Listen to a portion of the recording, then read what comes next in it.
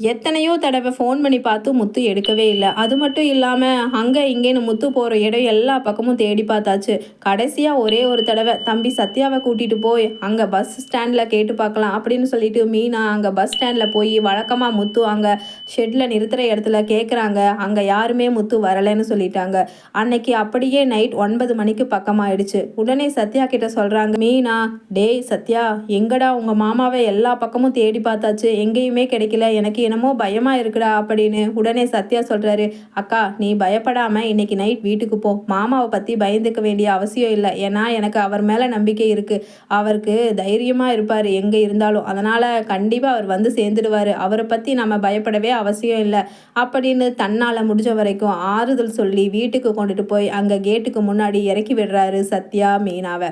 அங்க உள்ள இருந்துட்டு விஜயா பாக்குறாங்க. ஹெல்மெட் போட்டுட்டு சத்யா இறக்கி விட்டுட்டு போயிடுறாரு. ஆனா விஜயா உள்ள நுழையிற மீனாவை பார்த்து கேட்குறாங்க, ஏய் மீனா வாடி இங்க, எங்க இன்னைக்கு காலையிலேருந்தே முத்துவை காணோம், அது மட்டும் இல்லாமல் இந்த நேரத்துக்கு மணி 9 ஆகுது, இந்த நேரத்துக்கு நீ இந்த இருட்டில் யார் கூடடி வண்டியில் வந்து இறங்குற அப்படின்னு சொல்லிட்டு மீனாவை கேட்ட உடனே அண்ணாமலை சொல்கிறாரு, விஜயா அவசரப்பட்டு வார்த்தையை விடாத, மீனா யார் கூட வந்தா எங்கே போனா என்னங்கிறத அவளை கேட்டாதான் தெரியும், அதுக்கு முன்னாடி யார் கூட வந்தேன்னு இப்படி அசிங்கமாக கேட்காத அப்படின்னு விஜயாவுக்கு அறிவுரை சொல்கிறாரு அண்ணாமலை.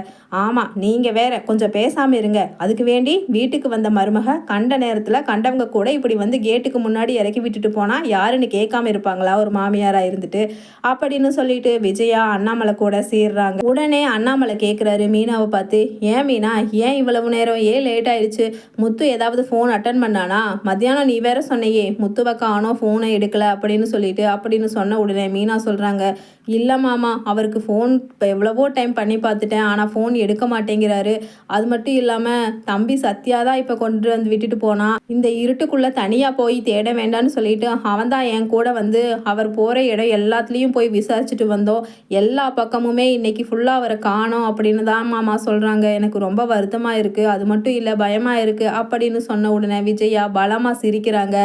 ஆமாம் வழக்கம் போல் அந்த குடிகார பையன் எங்கேயாவது குடிச்சிட்டு மட்டையாகி கிடப்பான் அப்படின்னு சொல்லிட்டு மீனா கிட்ட சொல்கிறாங்க. உடனே மீனாக்கு கோபம் வந்துடுது.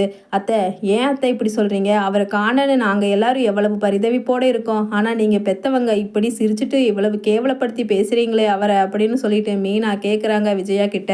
ஏய் நீ என்ன என்னையே எதிர்த்து பேசுகிற அளவுக்கு வந்துட்டியா, யார்கிட்ட பேசுகிறேன்னு மறந்துட்டியா அப்படின்னு சொல்லிட்டு விஜயா மீனாவை பார்த்து கேட்குறாங்க. உடனே மீனா, அதெல்லாம் இல்லை அத்தை, நானே அவரை காணோங்கிற டென்ஷனில் இருக்கேன், அந்த சமயத்தில் நீங்கள் இப்படி அவரை இலக்காரமாக பேசுறது என்னால் பொறுத்துக்க முடியல, அதனால தான் நான் அப்படி சொன்னேன் அப்படின்னு சொல்லிட்டு மீனா பதில் சொல்கிறாங்க.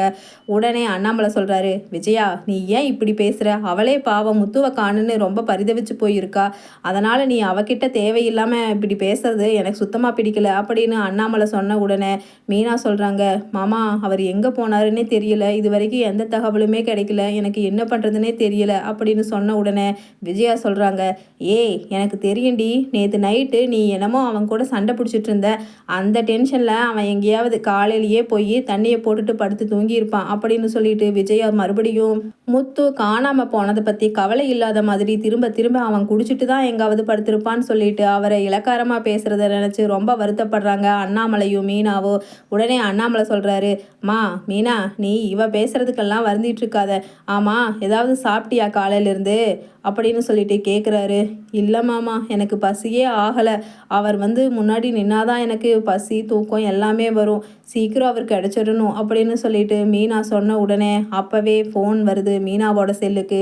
யாருன்னு பார்த்தீங்கன்னா அங்கே முத்துவோட ஃப்ரெண்டு செல்வம். உடனே அங்கே செல்வம் சொல்கிறாரு, அம்மா மீனா முத்து கிடச்சிட்டான், அவனுக்கு அங்கே ஏதோ ஒரு ஆக்சிடெண்ட் ஆகி ஹாஸ்பிட்டலில் அட்மிட் பண்ணியிருக்காங்களாம் அப்படின்னு சொல்லிட்டு அவர் ஆக்சிடெண்ட் ஆன இடத்தையும் இப்போ முத்து இருக்கிற ஹாஸ்பிட்டல் பேரையும் சொன்ன உடனே ஷாக் ஆகி அழுக ஆரம்பிச்சிடுறாங்க மீனா.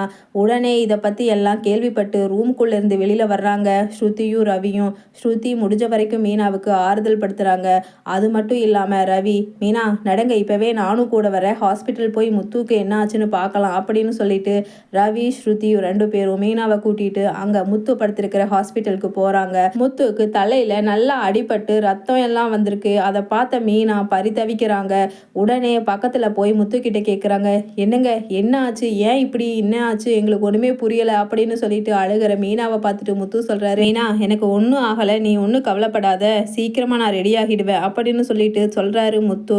உடனே டாக்டர் அப்போ உள்ள வந்து, மா இங்கே இருந்துட்டு எல்லாம் அழுகக்கூடாது, கொஞ்சம் நேரம் வெளியில வெயிட் பண்ணுங்க, அவருக்கு முகத்துல ஸ்டிச் போட்டிருக்கோம், அது பிரிஞ்சிருச்சுன்னா அதுக்கப்புறம் அவருக்கு தான் அது பெயின் ஆகும், அப்புறம் ரொம்ப தொந்தரவாகும், அதனால நீங்க கொஞ்ச நேரம் வெளியில வெயிட் பண்ணுங்க, நாங்க கூப்பிடும் பொழுது உள்ள வாங்க அப்படின்னு சொன்ன உடனே ஸ்ருதி, ரவி, மீனா 3 பேருமே வெளியில போயிடுறாங்க. உடனே வெளியில வந்த மீனா தன்னோட தம்பி சத்யாவுக்கு ஃபோன் பண்ணி சொல்றாங்க. சத்யா சொல்றாரு, அக்கா என்ன மாமாக்கு ஆக்சிடென்ட் ஆயிடுச்சா, அச்சோ அப்படியா, நான் வந்துடுறேன் இப்பவே, எந்த ஹாஸ்பிட்டல் அப்படின்னு கேட்ட உடனே சத்யா சீக்கிரமா கேட்டுட்டு வந்துடுறாரு ஹாஸ்பிட்டலை தேடி. அங்க ஹாஸ்பிட்டல்ல உள்ள படுத்திருக்கிற முத்துவை பார்க்கறதுக்காக போற சத்யா கிட்ட முத்து சொல்றாரு, டேய் சத்யா, இது ஒன்றும் ஆக்சிடென்ட் இல்லை, இது வந்துட்டு அது யாரோ பிளான் பண்ணி என்னை அடித்த மாதிரி இருக்குது, இதை பற்றி உன் அக்கா மீனாவுக்கு தெரிய வேண்டாம், ஆனால் என்னை அடித்த கும்பல் யாருங்கிறது எனக்கு தெரியும், அவங்க ஏன் அடித்தாங்கங்கிற விஷயமும் எனக்கு தெரியும், இதை பற்றி மீனா தெரிஞ்சால் ரொம்ப பயந்துக்குவா, அதனால் நீ எனக்கு ஒரே ஒரு உதவி பண்ணணும் அப்படின்னு சொல்லிட்டு முத்து சத்யா கிட்ட சொல்கிறாரு.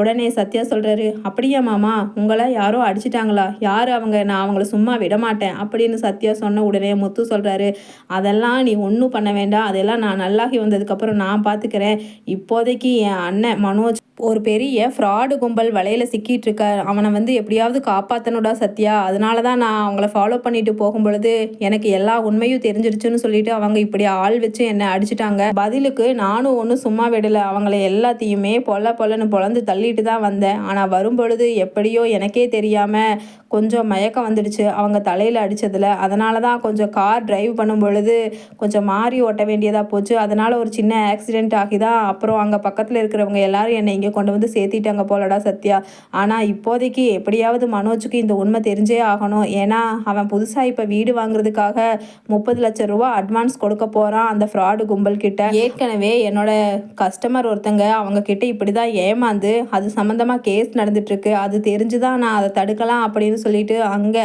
மனோஜ் பார்த்துருக்க வீட்டுக்கே போனேன், அங்கே போகும்பொழுது ஏற்கனவே மனோஜும் ரோஹிணியும் எல்லாம் வேலையெல்லாம் அந்த வீட்டுக்கு பேசி முடிச்சுட்டு அங்கிருந்து கிளம்பிட்டதாகவும், அதுக்கப்புறம் இன்னும் ஒரு நாளில் அங்கே அவங்க கேட்ட அது 30 லட்சம் ரூபா அட்வான்ஸை நாளைக்கு கொடுக்கறதா மனோஜ் உறுதி சொல்லிட்டு வந்திருக்கிறதாவும் சொன்னாங்க. அந்த ஃப்ராடு கும்பல் பேசினேன் எல்லாத்தையுமே நான் வீடியோவில் ரெக்கார்ட் பண்ணிட்டேன், அதை போலீஸ் கிட்ட கொடுத்தேன்னா போலீஸ் அவங்கள கைது பண்ணி அவங்க இது போல் நிறைய வீடுகளில் வாங்கி விற்கிறதெல்லாம் மோசடி பண்ணி இருக்கிறதாகவும், போலி பத்திரம் நிறைய தயாரித்து நிறைய பேர்த்த ஏமாற்றி பணத்தை சுருட்டிட்டு போனதாகவும் அவங்க பேசிகிட்டு இருந்ததை நான் வீடியோ ரெக்கார்ட் பண்ணி வச்சுட்டேன், அதனால் இதை போலீஸ் கிட்ட கொடுத்தேன்னா அவங்க கும்பல் முழுசும் மாட்டிக்கும், அது மட்டும் இல்லாமல் நாளைக்கு மனோஜ் கொடுக்குறதா இருந்த 30 லட்சம் ரூபாயும் கைக்கு வந்து சேராது அப்படின்னு அவங்க எல்லாருமே பேசிட்டு என்னை அடித்தாங்க, அவங்க எல்லாத்தையுமே அடிச்சுட்டு நான் வெளியில் தப்பிச்சுட்டு கார் எடுத்துகிட்டு வரும்பொழுது தான் துரத்திட்டு வந்து கார் மேலே விட்டு என்னை ஆக்சிடென்ட் பண்ணிட்டாங்க, அப்போ கூட நான் தப்பிச்சிடலாம் தான் நினச்சேன், ஆனால் தலையில் அடிபட்டதால் என்னால் மயக்கம் வந்துடுச்சு,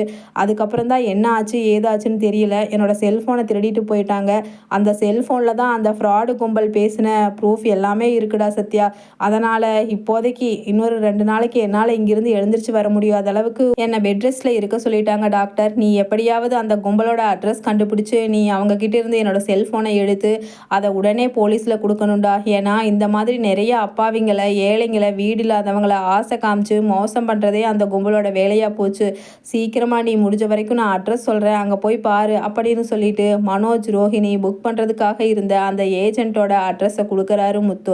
உடனே சத்யா சொல்கிறாரு முத்துக்கிட்ட, மாமா நீங்கள் எதை பற்றியும் ஒரி பண்ணிக்காதீங்க, என்கிட்ட சொல்லிட்டீங்கல்ல, உடனே நான் அவங்கள பாருங்க, நீங்கள் இங்கே ஹாஸ்பிட்டல்ல இருந்து டிஸ்சார்ஜ் ஆகி 2 நாளில் வீட்டுக்கு வர்றதுக்குள்ள உங்களோட செல்ஃபோனை எப்படியாவது அவங்க எடுத்துகிட்டு போனதை திரும்பவும் வாங்கி நான் போலீஸில் ஒப்படைச்சு அவங்க பண்ணின ஃப்ராட் தனத்தை எல்லாத்தையுமே கண்டுபிடிச்சி அவங்க ஏமாத்தின ஏழை மக்கள் எல்லார்கிட்டையும் அவங்க பணத்தை எல்லாம் திருப்பி ஒப்படைக்கிற மாதிரி நான் போலீஸில் கொடுத்து ஏற்பாடு பண்ணிடுறேன், நீங்கள் கவலைப்பட்டுக்காதீங்க மாமா, அது மட்டும் இல்லாமல் இந்த விஷயம் எல்லாம் அக்கா மீனாவுக்கு தெரிய வேண்டாம், ஏன்னா தெரிஞ்சால் அவள் ரொம்ப பயந்துக்குவா அப்படின்னு சொன்ன உடனே முத்து சொல்கிறாரு, ஆமாம் சத்யா, இன்னைக்கு காலையிலேயே அவங்க என்னை அடிச்சுட்டு ஃபோனை எடுத்துகிட்டு போனங்காட்டி தான் உங்கள் அக்கா ஃபோன் பண்ணி கூட என்னால் அட்டன் பண்ண முடியலை, மீனா பாவம் பரிதவிச்சு போயிருப்பாள்ல, அதனால் அவகிட்ட இந்த விஷயம் எல்லாம் சொல்ல வேண்டாம், அதனால் பாவம் ரொம்ப வருத்தப்படுவா அப்படின்னு சொல்லிட்டு முத்து மறுபடியும் சத்யா கிட்ட சொல்கிறாரு. சத்யா சொல்கிறாரு, கண்டிப்பாக மாமா, இதை பற்றியெல்லாம் நான் அக்கா கிட்ட சொல்ல மாட்டேன், முதல்ல உங்கள் ஃபோனை அவங்க கிட்ட இருந்து வாங்கி நான் அவங்க குற்றவாளிகளை கண்டிப்பாக போலீஸில் காமிச்சு கொடுத்து தண்டனை வாங்கி கொடுப்பேன். அது மட்டும் இல்லாமல் மனோஜ் மாமா அவரோட 30 லட்சம் ரூபாயை கொடுக்க விடாமல் நான் எப்படியாவது தடுத்து நிறுத்திடுறேன் அப்படின்னு சொல்லிட்டு அங்கே சத்யா விஜயா வீட்டுக்கு போகிறாரு. விஜயா வீட்டில் போய் மனோஜ் கிட்ட சொல்கிறாரு, மாமா நீங்கள் 30 லட்சம் ரூபா அதுதான் அந்த வீட்டுக்கு அட்வான்ஸ் கொடுக்க போகிறீங்கல்ல, அந்த குரூப் ஒரு பெரிய போலி குரூப். அவங்களுக்கு இதே வேலையாக போச்சு. நிறைய பேரை ஏமாற்றி பணம் மோசடி பண்ணி வீட்டை பொய்யா காமிச்சு விற்கிறது தான் அவங்களோட வேலையே. அதனால் தயவு செஞ்சு அந்த வீட்டு மோசடி கும்பல் கிட்ட பணத்தை சிக்க வைக்காதீங்க மாமான்னு சொன்ன உடனே விஜயா வந்து சத்யா கிட்ட சொல்கிறாங்க, டேய் உன்னை யாருடா வீட்டுக்குள்ள விட்டது? உன்னை விட ஃப்ராடு வேறு யாருமே இருக்க மாட்டாங்க. என் பையன் மனோஜும் ரோஹிணியும் வீடு வாங்குறாங்கங்கிற பொறாமையில் உன் அக்கா மீனாவும் உன் மாமா முத்துவும் இப்படியெல்லாம் ட்ராமா பண்ண சொல்லி அனுப்பிச்சி வச்சாங்களா? இதுக்கெல்லாம் என் பையன் மனோஜ் ஒன்றும் நம்பவும் மாட்டான், பயக்கவும் மாட்டான். அவன் அந்த வீடு வாங்குறது உறுதி. நாளைக்கு கொண்டுட்டு போய் 30 லட்சம் ரூபா அட்வான்ஸ் கொடுக்க போகிறதும் உறுதி. ஏன்டா இப்படியெல்லாம் பொறாமப்படுறீங்க? உனக்கும் உங்கள் அக்கா மீனா உங்கள் மாமா முத்து எல்லாருக்குமே மனோஜ் எப்போ இந்த வீட்டை பார்த்துட்டு வந்து வாங்குறதா சொன்னானோ அப்போ இருந்தே பொறாமையில் இருந்திருப்பீங்க. அது மட்டும் இல்லாமல் நீங்கள் எல்லாருமே நினச்சி பார்த்துருப்பீங்க, கனவுல கூட நம்ம இவ்வளவு பெரிய வீடு வாங்க முடியுமா அப்படின்னு. அதனால் மனோஜ் வாங்குறதை எப்படியாவது தடுத்தே நிறுத்திடணும்னு சொல்லிட்டு பொய் பேச சொல்லி உங்கள் அக்காவும் மாமாவும் அனுப்பிச்சி வச்சுருப்பாங்கன்னு விஜயா சொல்கிறாங்க சத்யா கிட்ட.